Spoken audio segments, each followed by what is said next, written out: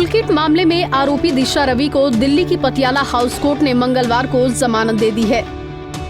Court ने police की कहानी और दावों को खारिज करते हुए कहा कि पुलिस के कमजोर सबूतों के चलते एक 22 साल की लड़की जिसका कोई आपराधिक रिकॉर्ड नहीं है, उसे जेल में रखने का कोई मतलब नहीं है।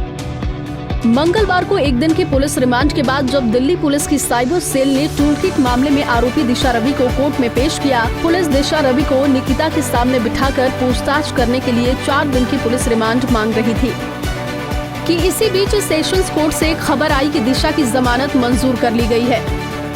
जमानत देते वक्त कोर्ट ने पुलिस के सभी आरोपों और दावों को खारिज कर दिया। कोर्ट ने कहा कि इस मामले में पुलिस के अधूरे सबूतों के मद्देनजर मुझे कोई कारण नजर नहीं आता कि 22 साल की लड़की को जेल में रखा जाए, जबकि उसका कोई आपराधिक इतिहास भी नहीं है। व्हाट्सएप ग्रुप बनाना, टूलकिट एडिट करना अपने आप में अपराध नहीं है। महज व्हाट्सएप चैट डिलीट करने से पीजेएफ संगठन से जोड़ना ठीक नहीं। ये ऐसा सबूत नहीं है जिससे अलगाववादी सोच साबित हो। 26 जनवरी को शांतनु के दिल्ली आने में कोई बुराई नहीं। टूलकिट या उसके हाइपरलिंक में देशद्रोह जैसी कोई सामग्री नहीं।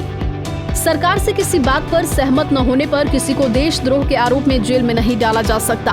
लोकतांत्रिक देश में अपनी बात रखने का हर किसी का मौलिक अधिकार है। असंतोष का अधिकार दृढ़ता में निहित है।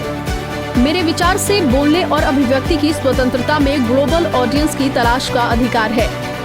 संचार पर कोई भौगोलिक बाधाएं नहीं है। एक नागरिक के पास कानून के अनुरूप संचार प्राप्त करने के सर्वोत्तम साधनों का उपयोग करने का मौलिक अधिकार है। ये समझ से बाहर है कि प्रार्थी ने अलगाववादी तत्वों को वैश्विक प्लेटफॉर्म कैसे दिया। कोर्ट ने कहा कि हमारी सभ्यता 5000 साल पुरानी है। कोर्ट ने ऋग्वेद का जिक्र करते हुए कहा कि हमारे पास ऐसे कल्याणकारी विचार आते हैं जो किसी से न दबे और उन्हें कहीं से बाधित न किया जा सके। हालांकि कोर्ट ने ये भी कहा कि ऐसे मामलों में साजिश साबित करना आसान नहीं। आदेश में ये भी कहा गया कि टूलकिट से हिंसा को लेकर कोई कॉल की बात साबित नहीं होती। एक लोकतांत्रिक देश में नागरिक सरकार पर नजर रखते हैं सिर्फ इसीलिए कि वो सरकारी नीति से सहमत नहीं है। उन्हें जेल में नहीं रखा जा सकता। देशद्रोह के कानून का ऐसा इस्तेमाल नहीं हो सकता। ब्यूरो रिपोर्ट, हिंद खबर।